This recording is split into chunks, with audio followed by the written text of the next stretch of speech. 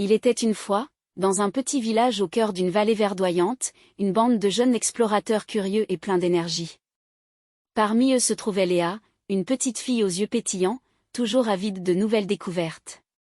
Un soir, alors que le ciel se couvrait d'étoiles scintillantes, Léa et ses amis se réunirent dans le jardin de sa maison. Ils regardaient la lune se lever lentement à l'horizon, baignant la nuit de sa douce lumière argentée. Léa s'exclama, « Regardez comme elle est belle ce soir, la lune. Mais je me demande ce qu'il y a là-haut. Comment est-ce que ça fait d'y aller ?» Ses amis levèrent les yeux, curieux, se posant les mêmes questions. C'était le début d'une aventure extraordinaire pour ces jeunes explorateurs. Ils décidèrent de découvrir tout ce qu'ils pouvaient sur la Lune. Ils se plongèrent dans les livres, apprirent des faits fascinants sur la gravité plus faible sur la Lune, sur les cratères et sur les missions spatiales.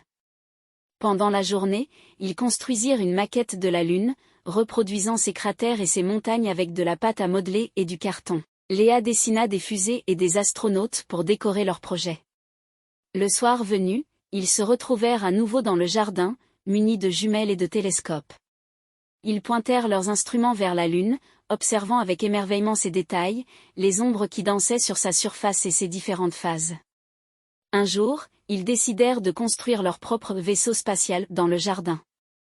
Avec des boîtes en carton, des boutons brillants et beaucoup d'imagination, ils s'imaginèrent parcourir l'espace jusqu'à la Lune. À chaque phase lunaire, Léa et ses amis observaient la Lune avec un intérêt grandissant.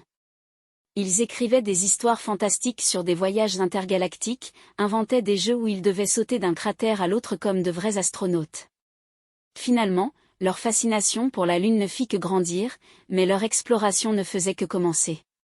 Ils savaient que même si voyager physiquement jusqu'à la Lune était un défi, leur imagination n'avait pas de limite et qu'elle pouvait les emmener n'importe où, même jusqu'aux confins de l'espace. Et qui sait, peut-être que l'un d'eux deviendrait un jour un véritable explorateur de l'espace, réalisant leur rêve de toucher la Lune de leurs propres mains.